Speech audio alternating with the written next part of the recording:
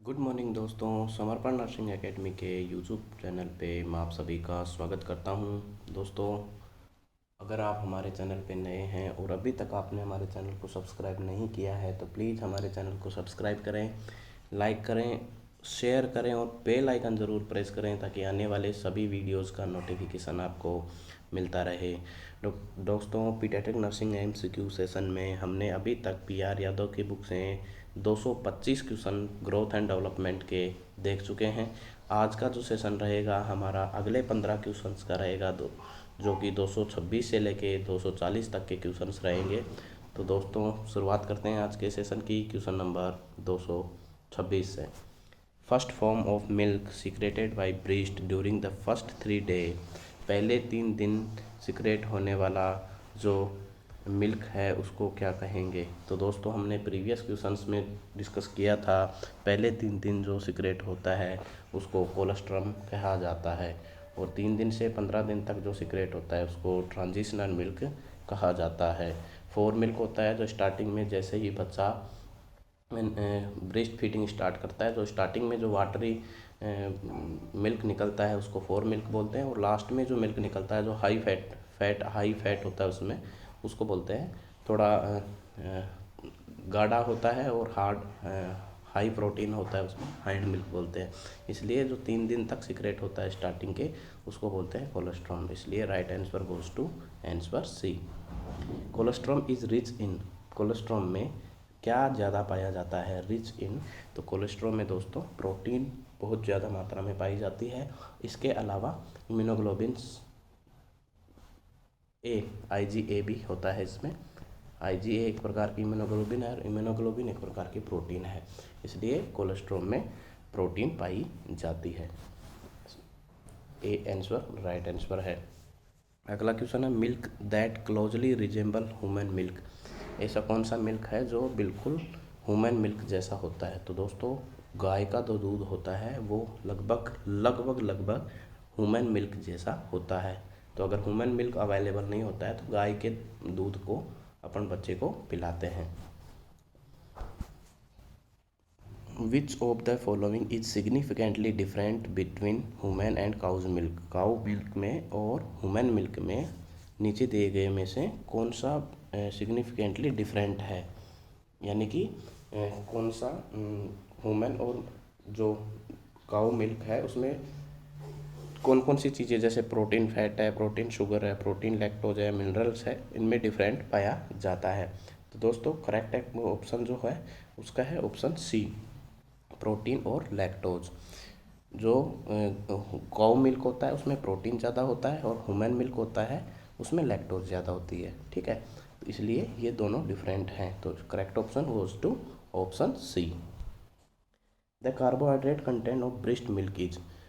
Breast milk में carbohydrate कितना content होता है? तो वो होता है 7.5 ग्राम। 7.5 ग्राम पर DL पर deci litre. 7.5 gram per decilitre, इसलिए correct option goes to option D.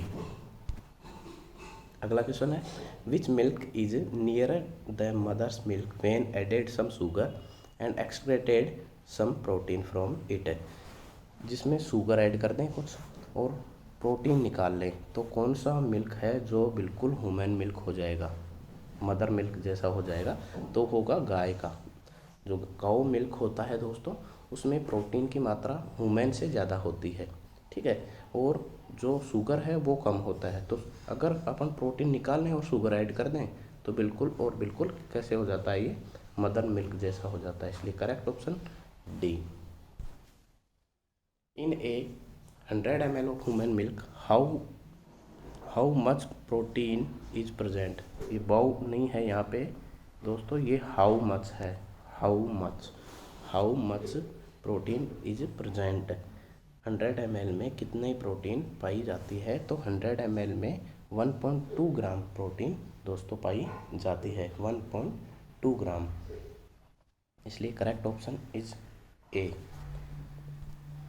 अगला क्वेश्चन है, in comparison of cows milk, cow milk के कंपैरिजन में which one of the following is more human milk. Cow milk के comparison में कौन सा milk है जो human milk, more human milk है इसलिए। ठीक है, तो जिसमें जो राइट आंसर जाएगा दोस्तों, इसमें जाएगा लैक्टोज। काउ मिल्क के कंपैरिजन में one of the following is more in human milk. ऐसा कौन सी चीज़ है जो ह्यूमन मिल्क में ज़्यादा होती है, काउ मिल्क में कम होती है? तो काउ मिल्क में लैक्टोज या शुगर कम होती है और प्रोटीन ज़्यादा होती है। ठीक है, तो ह्यूमन मिल्क में प्रोटीन कम होती है, शुगर ज़्यादा होती है, इसलिए लैक्टोज जो है वो करेक्ट ऑप्शन होगा।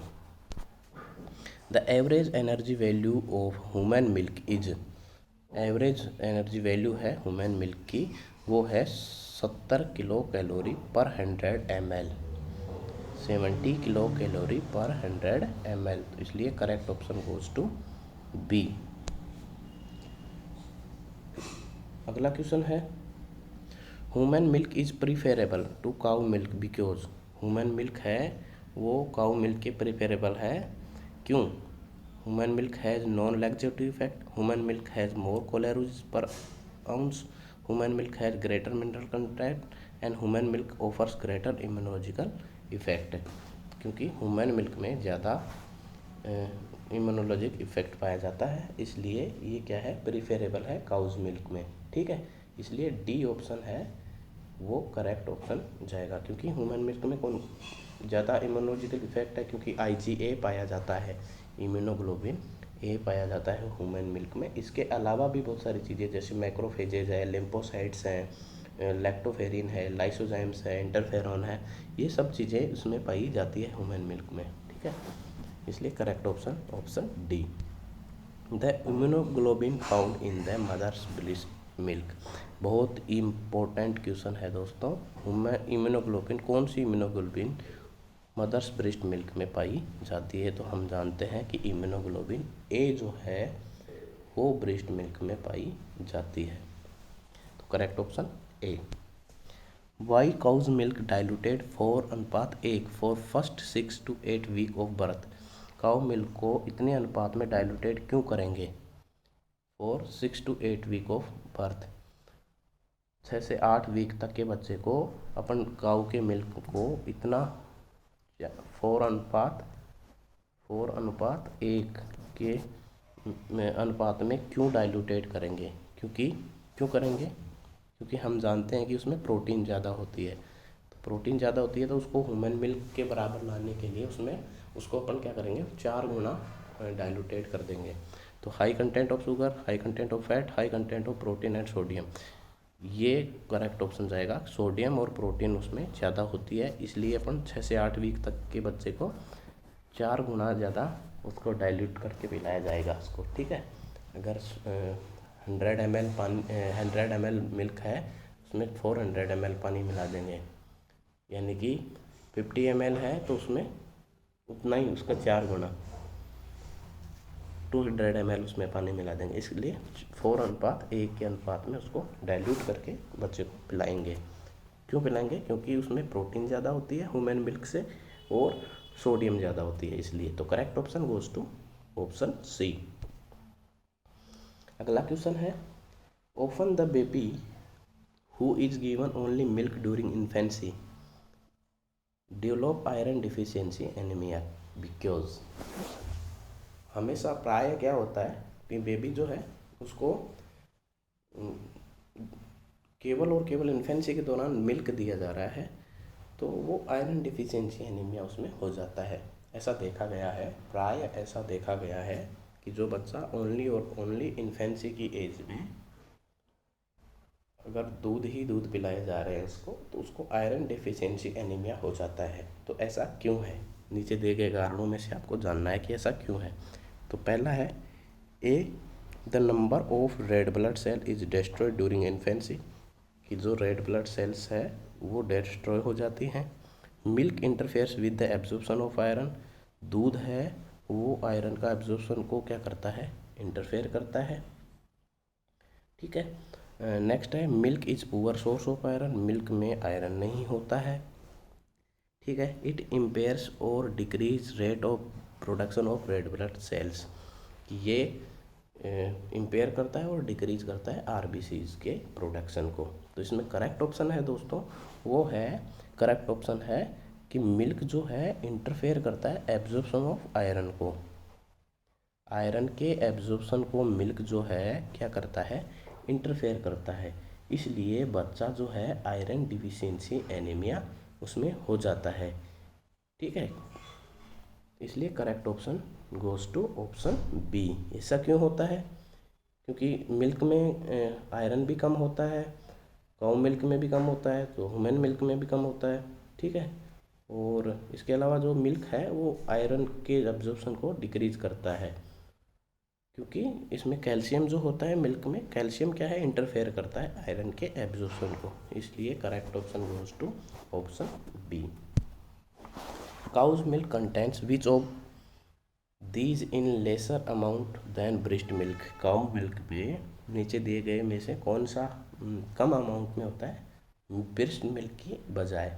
ठीक है, तो काउ मिल्क में जो है दोस्तों उसमें आयरन कम होता है। काउ मिल्क में आयरन कम होता है, सोडियम और कैल्शियम ज़्यादा होते हैं। ठीक है, तो इसलिए करेक्ट ऑप्शन है वो है B. Correct option goes to B. Cow milk में आयरन कम होता है, सोडियम और कैल्शियम ज़्यादा होता है, इसलिए करेक्ट ऑप्शन बी। आज के सेशन का अंतिम question. Breast milk is rich in all except. Breast milk में सब कुछ पाया जाता है एक को छोड़ के। लैक्टोज, पूफा मतलब polyunsaturated fatty acid, sodium and lactalbumin. Sodium and lactalbumin. तो लैक्टोज तो पाया ही जाता है, प्रोटीन भी पाया जाता है। इसके अलावा क्या है, सोडियम है दोस्तों, वो ब्रेस्ट मिल्क में कम पाया जाता है। बाकी सारी चीज़ें ब्रेस्ट मिल्क में पाई जाती है। सोडियम जो है काउज मिल्क में ज़्यादा होता है। प्रोटीन और सोडियम काउ मिल्क में ज़्यादा होता है, बल्कि जो ब्रेस्ट मिल्क होता है उसमें सोडियम कम पाया जाता है। इसलिए correct option goes to option C. तो दोस्तों आज के सेशन के 15 क्वेश्चन हमने सॉल्व कर लिए हैं, और आशा करता हूँ कि आपको ये समझ में आया होगा, ध्यान से आपने पढ़ा होगा। और दोस्तों अगर अभी तक आपने हमारे चैनल को सब्सक्राइब नहीं किया है तो प्लीज़ हमारे चैनल को सब्सक्राइब कीजिए, बेल आइकन ज़रूर प्रेस करिए ताकि आने वाले सभी वीडियोस का नोटिफिकेशन आपको मिलता रहे। धन्यवाद दोस्तों।